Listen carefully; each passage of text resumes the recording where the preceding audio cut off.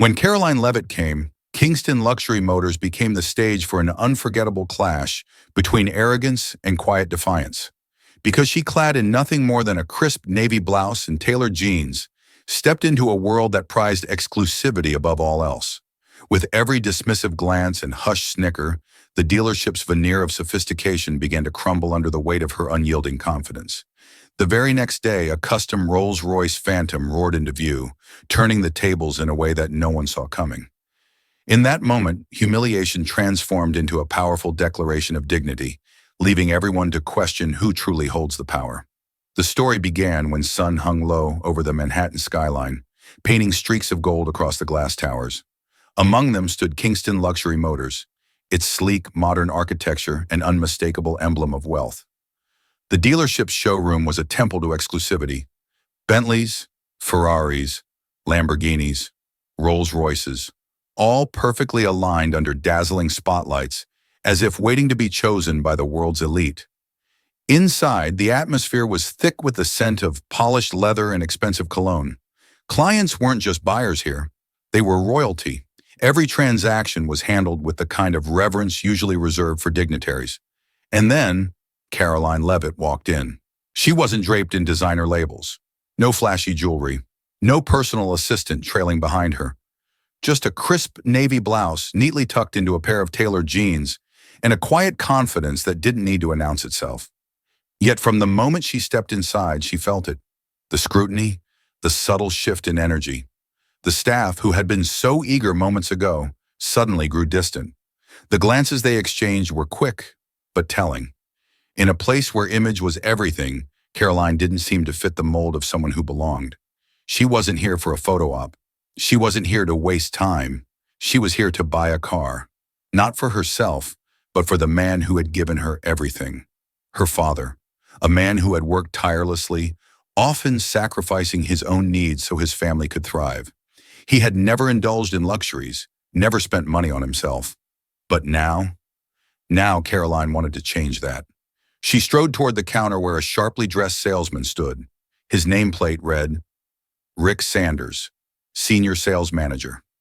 His suit was tailored to perfection, his shoes polished to an immaculate shine.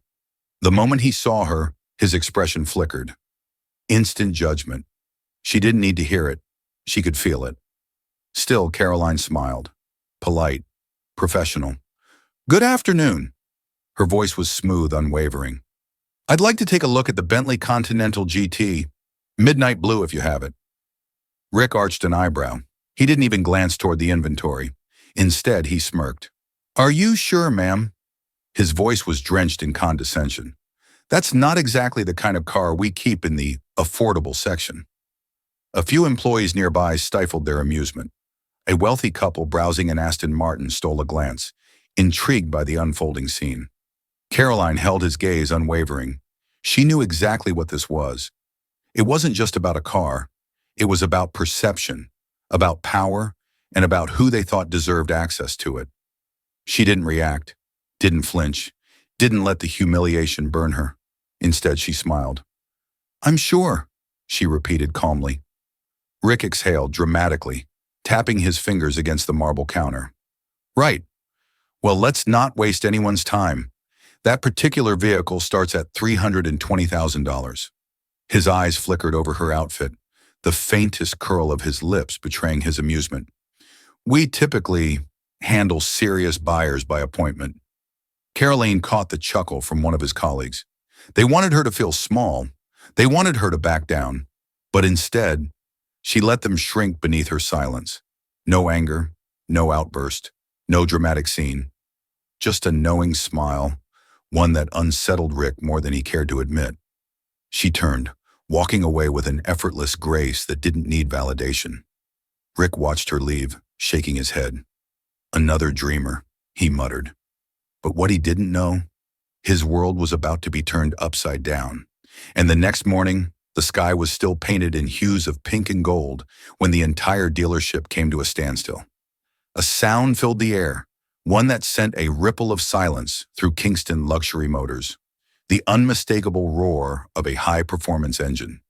Every head turned toward the glass showroom doors just in time to witness a vehicle unlike any other gliding into view. A Rolls Royce Phantom. Not just any Rolls Royce, a custom Phantom extended wheelbase. Midnight blue, its deep hues shifting beneath the sunlight, looking less like a car and more like a moving masterpiece.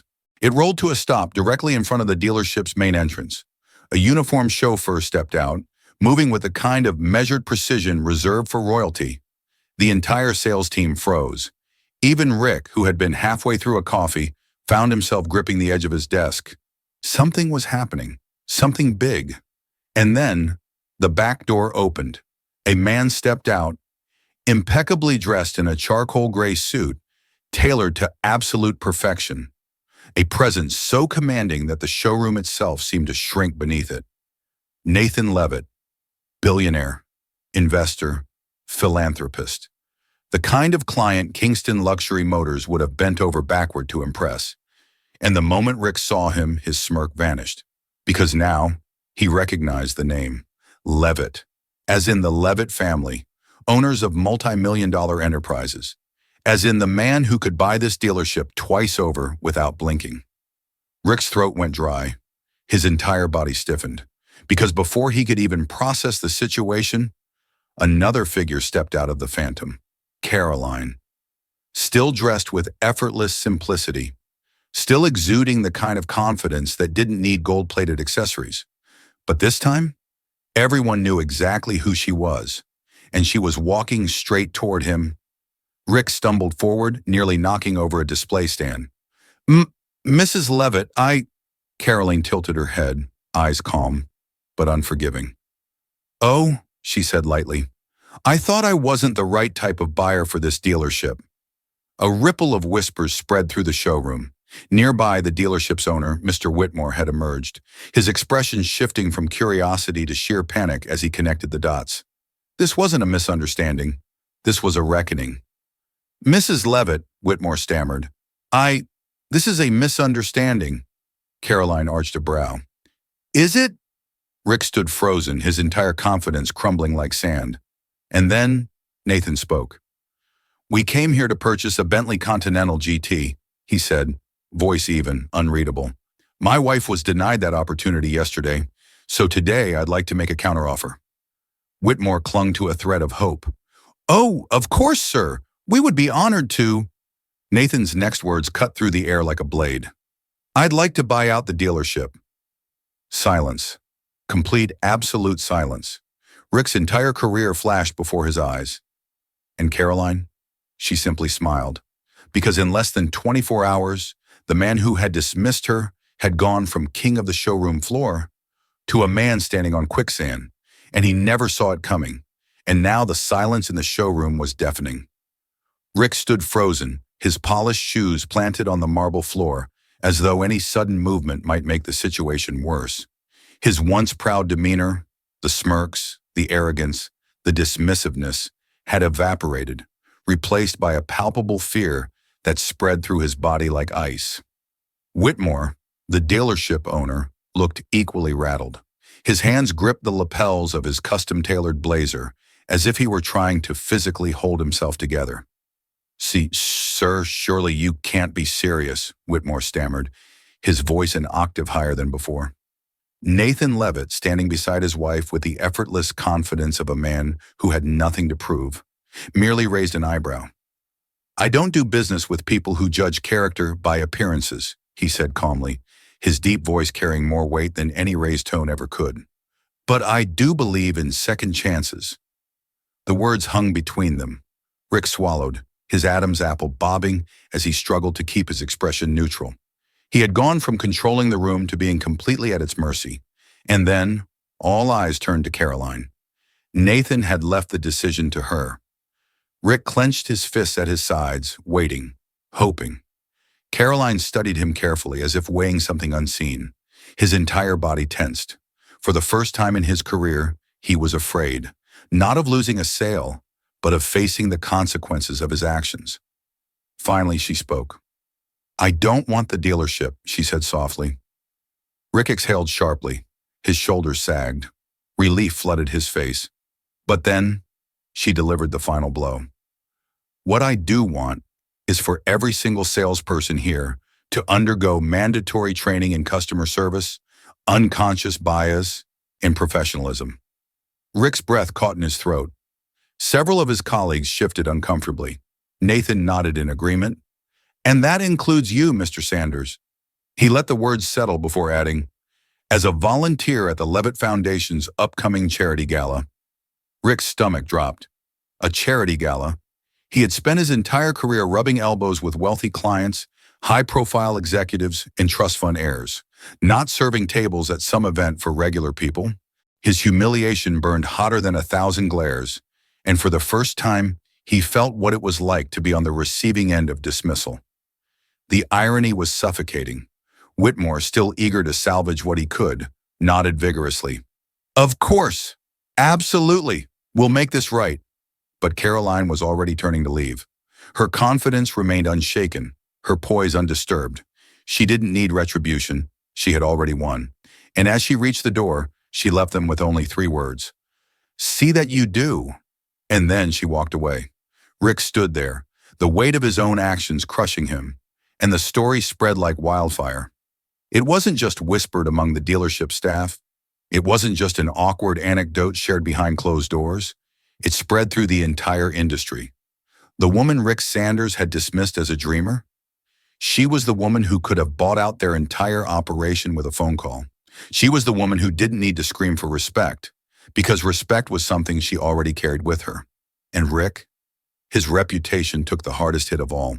For years, he had built himself as the top salesman, the face of exclusivity and luxury at Kingston Motors. But now, he was the man who had been humbled in front of everyone.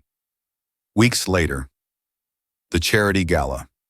Rick adjusted his volunteer's badge, staring at his reflection in the sleek glass windows of the ballroom. The reality had finally sunk in. Instead of hosting high-profile clients in a luxury showroom, he was helping set up tables, carry boxes, and assist guests, the same guests he would have ignored only weeks ago. Humility had found him, and it wasn't letting go. He moved through the event, handing out programs and guiding attendees with the same customer service smile he had once reserved for only the wealthiest clients. Except now, there was no fake charm, no performance, just real, honest effort. He had been placed in charge of a section where children with disabilities and their families were gathered. Families who had benefited from the Leavitt Foundation's work. One little boy in a wheelchair, no older than 10, looked up at Rick with a wide, genuine smile. "Mister, can you help me reach the juice boxes?" Rick hesitated for just a second before nodding. "Of course," he said, his voice softer than usual. As he handed over the juice box, the boy grinned. "Thanks. You're pretty nice for a grown-up." Rick froze. Something about those words hit him harder than any reprimand ever could. He had spent years judging people by how they looked, how they dressed, how much money they had, and now he was standing on the other side of the equation. For the first time in his life, he truly understood. Karoline stood in a simple but elegant gown, watching the scene unfold. Nathan stepped beside her, following her gaze. "He looks different," Nathan observed. Karoline tilted her head slightly. "People change when they're given the chance to see things differently." Nathan smirked. "You could have destroyed him." Karoline's lips curled into a slight smile. "I didn't need to. The truth did that for me." And as they turned away, leaving Rick to his lesson in humility, she knew one thing for sure. Some people change because they have to, but the ones who truly learn, they change because they finally understand. In the end, this wasn't about money, it was about principle. Because true worth isn't measured in dollars, but in dignity, respect, and the character to treat people with kindness, regardless of who they are. And the best part? Karoline never had to say, "I told you so." She simply let the world figure it out for themselves. If you still stay till the end of the story, I sincerely thank you. Please like, comment, and subscribe for more meaningful real-life stories.